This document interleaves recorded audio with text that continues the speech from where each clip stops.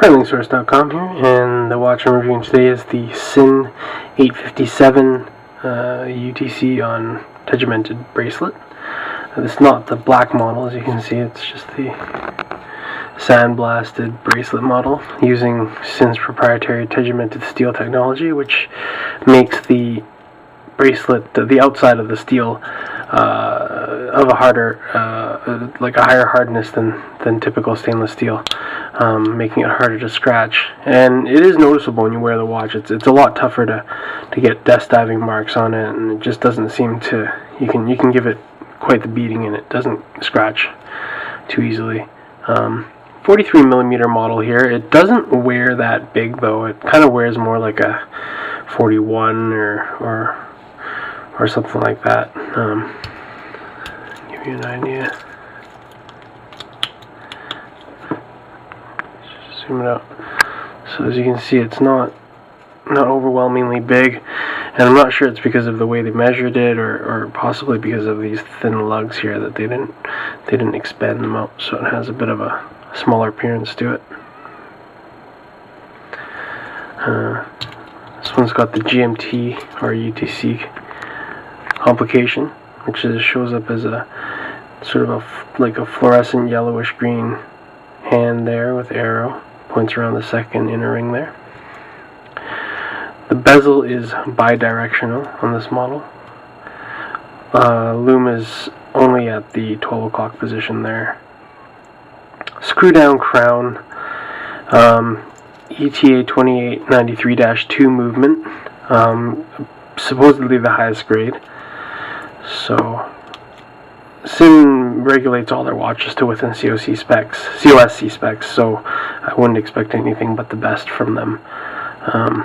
The bracelet's pretty nice, actually. I quite like the Sinn bracelets. Very comfortable. Signed on the buckle.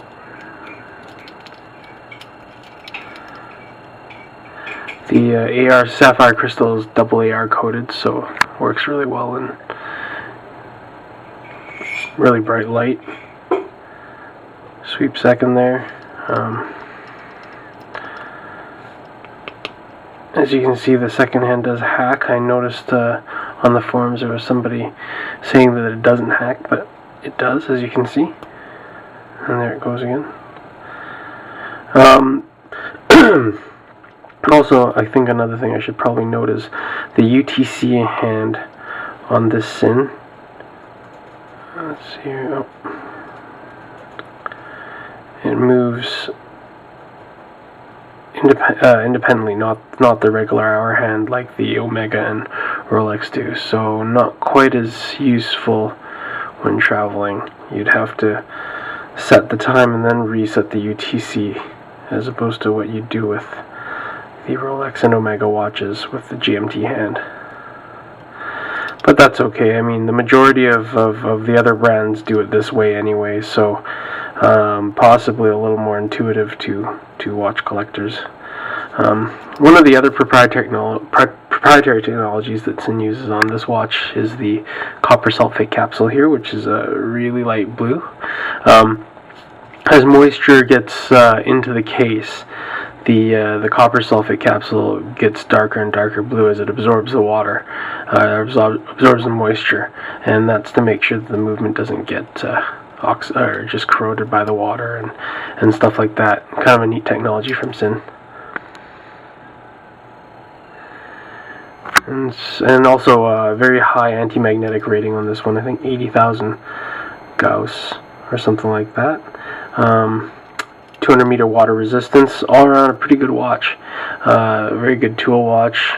Typical Sinn sort of tool feel to it. And having the Tegimented treatment on the bracelet with the sandblasting is pretty handy, since it's hard to get your bracelets re-sandblasted as opposed to brushing or polishing, which you can do just about anywhere. So Sinn 857 UTC. I think it's a great watch. Hope you guys enjoy the review. Have a good one.